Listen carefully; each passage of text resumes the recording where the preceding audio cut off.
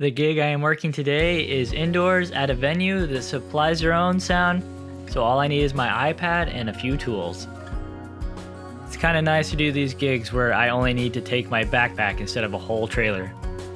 We got hit with snow finally, and it is cold, so I gotta bust out my manly fluffy coat so I can stay warm. What the? Did you see that? Reverse that. Look at, what the heck is that? I never even noticed. Oh man, I'll have to go check at the end of this video.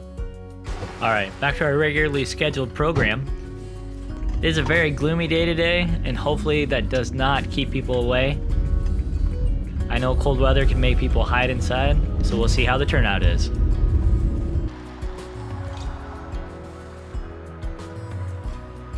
The gig today is at Philly Sports Bar. Authentic Philly cheesesteak? I might have to try one. I've done sound here a couple times. I was told that they were no longer doing bands here, but I guess they changed their mind and have started booking again. And I am covering a shift for Jason, and he had me come in and make sure I remembered how to do everything since it's been a while since I've been in here. They have a distro box on the wall here, and this one will light up the mixer first, and then I will turn on the speakers after I get that all going. My plan of attack is the same as it was last time I was here. I'm gonna look to see if I have a scene saved. I have a different layout that I like to use, and it just saves time if I can load up a template that I have. We will see if it's in here, and if not, I need to double check all the routing so that I can load up a scene myself. I'm way more used to the workflow of the iPad, so I'm gonna load up mixing station first, and I'm going to look at the routing before I load my preset. And first thing I'm gonna do is look at the outputs, and you can see the outputs all here on the left hand side, and here's some aux outs, and interesting, the tops are coming out of here, and then the sub is the next one down. Well, I have no sound. I am now going to load his preset again just to see if it loaded wrong, and that didn't work, so now I'm loading another one, and no sound. After 30 minutes of trying to figure it out, I've exhausted all the things I can think of that could be the issue, so I'm gonna phone a friend. I FaceTime Matt, and as I was talking to him, I figured out what I think the problem is, and let's see. Oh, thank God. We are back on track. What it ended up being was I got confused by the aux outs showing the LNR and the sub.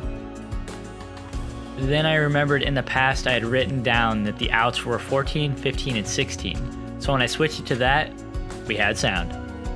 After I got it working, I loaded my preset, so now I'm just checking to make sure all these inputs work. And these do not work. Cool.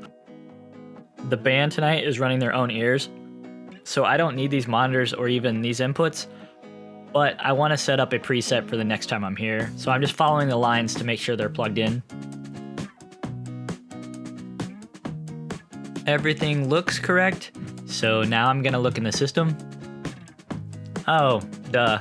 My preset was made using a stage box, not the local inputs. This will fix it probably. There we go. Now we're cooking. X5 asked me if I was interested in using one of those tester pink noise generators, and I didn't think I would use it ever. Turns out it'd be really handy right now. Jason told me this outlet can cause ground loops, so I'm just gonna cover it up. They could use it for a fan or something, but I'd rather not have to remember it. The band has started to arrive, and this is why I like to come early in case I run into problems like I did today. That way I can have the system up and running at least before they get here so that I can help them if they need anything. The band has handed me a list of their demands for the evening. Just kidding. It's their set list. It's showing who does solos and such and what their songs are. He's making fun of me saying I have to know how to read first though. Oh man, my friend's band's flyer fell down. I got you, buddy. just one of the many hats of a sound guy. Oh yeah, I love me a good drum riser. I built a drum riser for our band, and I think it really adds a lot to the show. This one's really cool. They went all out with the diamond tread front. It looks really neat. The second guitarist has showed up, and he has a lot of guitars and a 4x12 for this tiny space. Oh, it's gonna be a good time, I think. They are using an analog splitter, so I'm going to use their iPad to make sure I can line up the connections for my side. While they're setting up some of their gear, I'll actually pull some of the gain while they're messing around. Personally, I like to set levels without it coming through the speakers. I just want the input gain for now, and then I like to mix it as a full band. I'll be able to tell if something's messed up. In this case, I want to check the sub, so I'm having him play so I can make sure that it's coming through and I have the appropriate levels for that. Alright, let's test it. It all works, so I'll do some micro adjustments, but let's check out their gear. Here's the first guitar player's pedal board. And here are his guitars, mostly Les Paul style. He's running this angle head into this 4x12, which he has angled away from the crowd, which should help give me options for controlling volume. And we are miking that up with the good old 609 by Sennheiser. His mic is a 58, and he's got a talk box. The lead singer will be wireless on a 58. The bass player will be using a GK cabin head, and he'll be using this nice looking bass. I believe his mic was a Beta 58.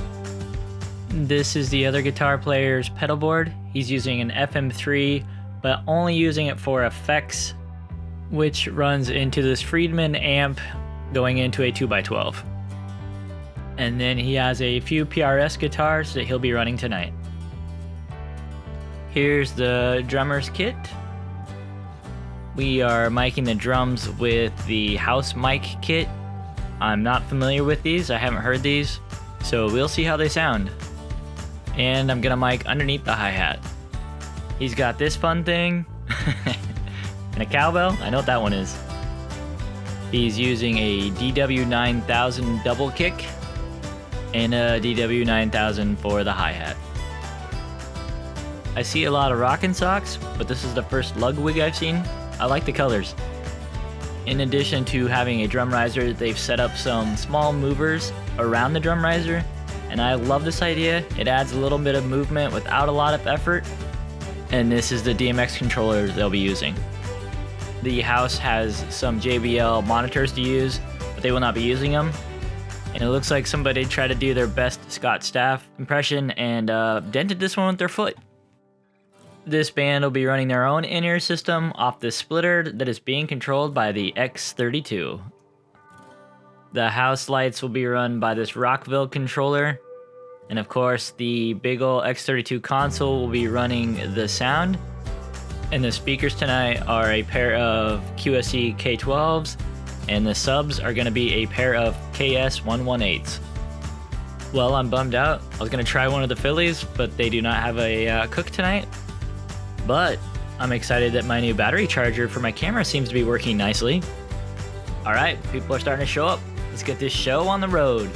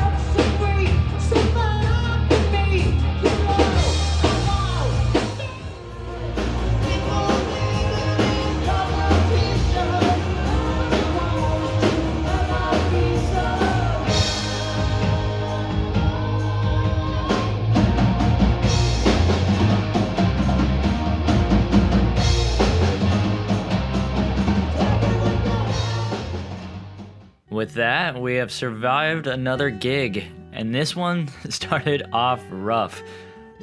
It all started when I assumed the routing was correct on the preset that I was using, and then when I loaded my preset and followed that routing, obviously it didn't work. With so many people sharing the board, you really have no idea who changed it to that, and maybe they had a problem and couldn't figure it out. But either way, with Matt's help, I was able to figure it out. Sometimes just saying it out loud to another person will help you figure out what's wrong. Programmers do this a lot. It's actually called the rubber duck method. They buy a rubber duck and they tell their code to the rubber duck when they're having a problem, and a lot of times they can figure out what the issue is. But as far as the band goes, they did an excellent job tonight. They were very easy to work with, and I got to play a little bit more with effects. If you remember from my past video, I was working with Cody and he was showing me how he does effects, and I took what I learned from him and I was able to use it tonight. I'd like to do a small shout out. You know all the memes where they make fun of singers for not helping load in or load out? Not this guy. He came in before the band and he was the last one to leave, and he was helping the entire time. They're a rare breed, but this is proof that they are out there. Now I just need to shut down the power for the night and pack up my stuff. Even though I had quite a bit of problems in the beginning, I did learn a lot, and they say you can learn a lot more from your mistakes than you can by not making mistakes. That's not what they say at all, but it's something like that. And if I have a problem, I have friends that'll probably answer the phone. Well, Philly, I had a fun time, but it's time for me to get the heck out of here. Thank you for joining me in this video. Please like and subscribe if you haven't, and I'll see you at the next gig.